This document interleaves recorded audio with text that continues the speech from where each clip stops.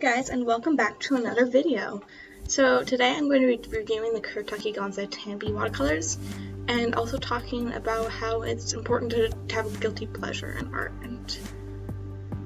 And to start off with this piece, you saw the swatches in the beginning, and the colors are very vibrant. That's my first thing that I noticed, is that the colors are very vibrant, and they're also very opaque if you want them to be.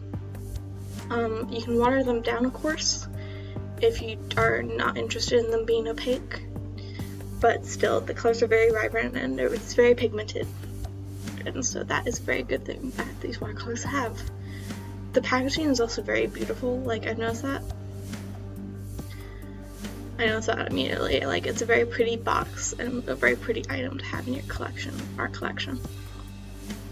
But moving on, since I'm just inking the piece now, let's talk more about the other second thing I want to talk about in this video, which is why it's important to have a guilty pleasure in art. And for me, my guilty pleasure in drawing is the realistic hearts. I just love drawing them.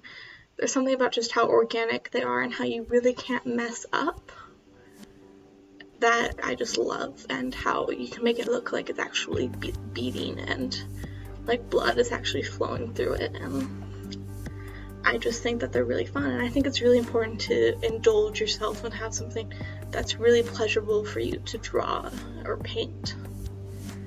And I think it's very important, especially when you're going through like an art block like I have been lately. It's very important to have something like fun to do that you know you want to do no matter what. And the number of realistic hearts I've drawn is very large.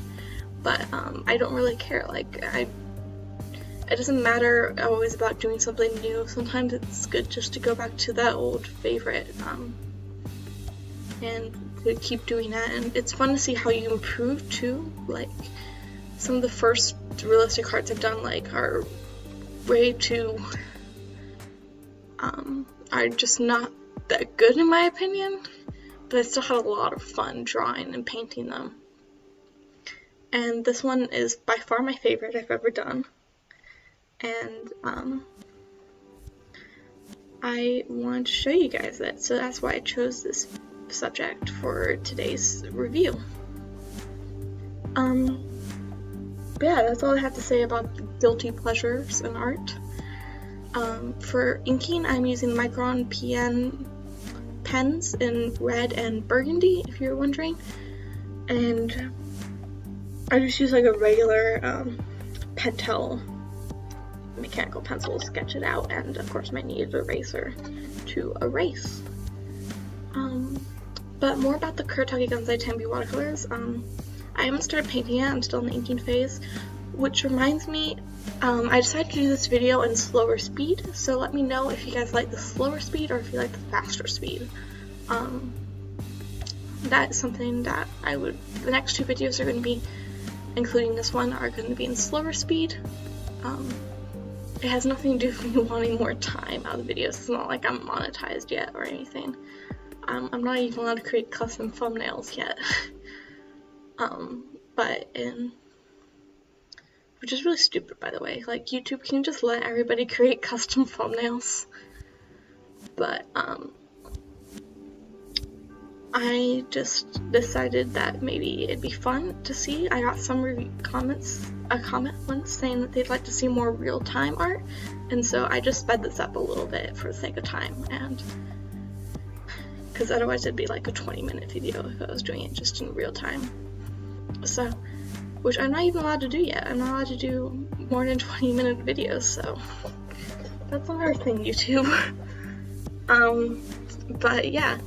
More on the Kuretake Gansai Tambi Watercolors. I'm just going to start painting them now soon.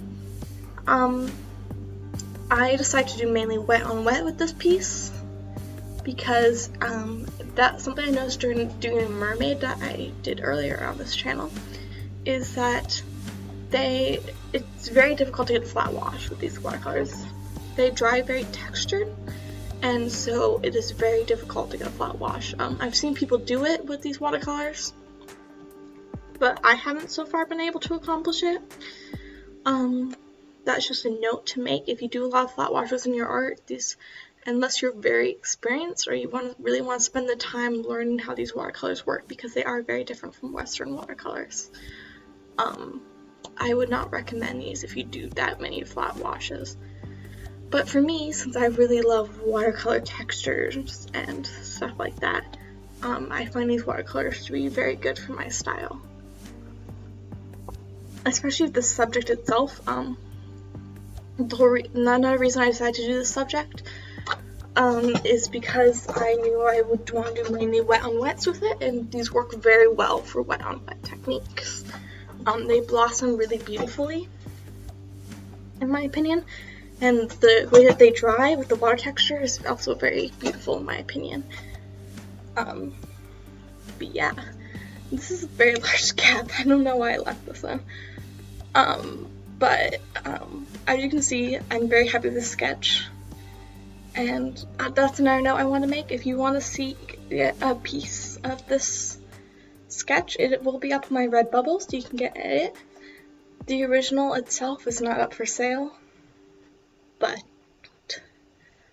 I might consider that if I get a good offer. But I can find it up on my Redbubble. I'm also going to be trying to slowly switch over to an Etsy shop. That is my plan this month, is to slowly shift over to an Etsy shop. I will still do Redbubble. I won't do completely Etsy, because there are just some things that I can't afford to manufacture at home. But on my Etsy, I'll be selling originals and prints and stickers. And so yeah, that's my plan. And as you can see, I'm just laying down the watercolor right now. The water right now, not the watercolor. But sorry, I'm kind of all over the place in this video, aren't I?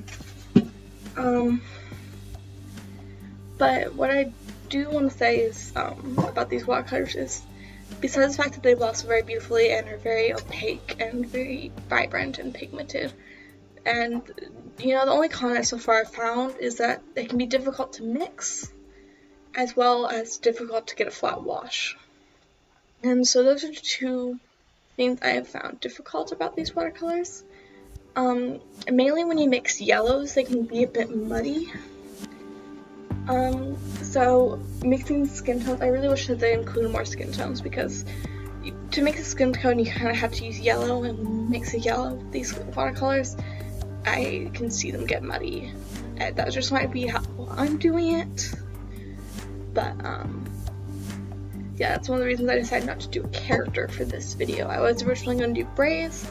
I kind of wanted that to be like my go-to thing for reviews, so I always do a picture of braids, who, if you don't know, is my OC, my first OC. But I didn't want to mess up her skin tone. Like, I kind of did a no who video. I made her way too pink.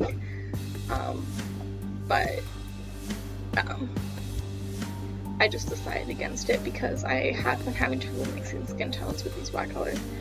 And they don't come with very many browns, so I thought about doing a darker skin character, but again, just they don't come with very many browns, and so I decided against it, and I just went for this heart instead, because I've been kind of going through an art block anyway, and I really wanted to draw another heart. And I wanted to share my guilty pleasure of art with you guys here on YouTube. So, yeah. Make sure to follow my socials too if you want to see the finished piece of this. You can only see it, I haven't seen it dry, it's just still wet when you get the final on this. But yeah, if you want to see the final illustration, go to my Instagram or Twitter, which are in the description down below. What else can I say about these paints? As you can see, they do blossom very beautifully, like I was mentioning earlier. I really love the way that they look with wet on wet technique. And wet on technique is my favorite, so them being very good at that is very important to me. So yeah, these watercolors work very well for my style, I believe.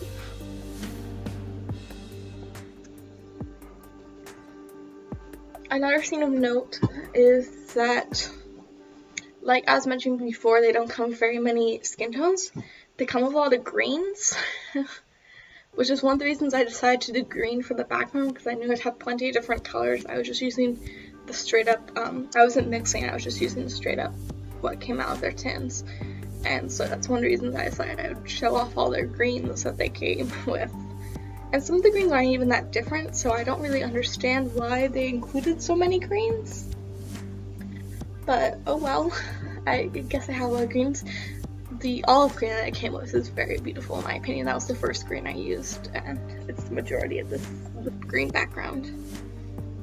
But yeah, that's a nice thing to know, is that it comes with a lot of greens and not very many browns or skin tones.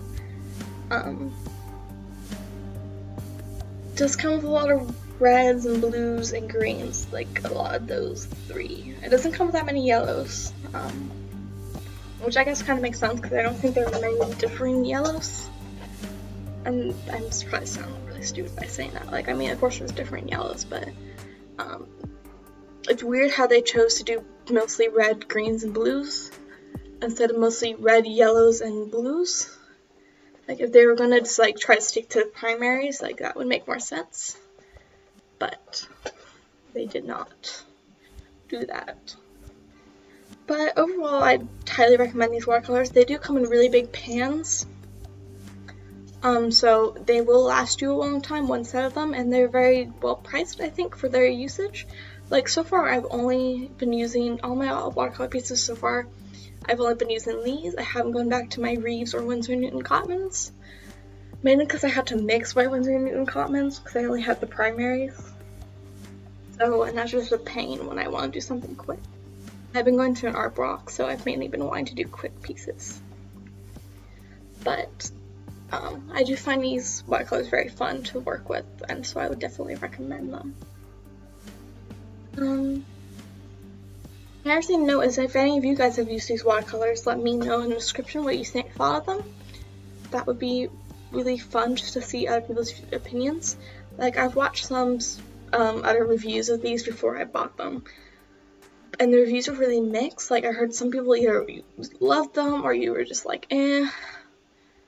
Like, they work, but they're not as good as Western watercolors. Personally, I believe that these are better than Western watercolors.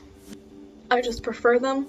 That might be because I'm a gouache painter and that's my favorite medium, and so I prefer that they're more opaque.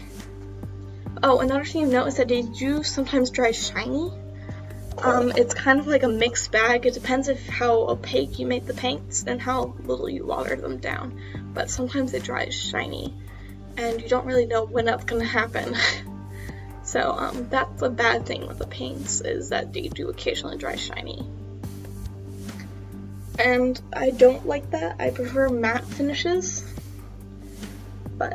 which is why I'm not a big fan of acrylics. But it's what it is. I mean, every art supply can have its cons, so I think it's easily dealt with. I don't think it's a deal breaker. But something funny is I'm just about to add orange, and I didn't mean to add orange, but I actually really like how it turned out. I accidentally grabbed an orange instead of a red because I wasn't looking at my swatches. But I do really like how it turned out, and I'm really glad I added the orange, even though I didn't mean to. But I think that's all I have left to say. So make sure to check out my Redbubble where this piece will be posted, and my other socials, if you're interested in seeing the finished final piece of this. Okay. See you all later. Bye.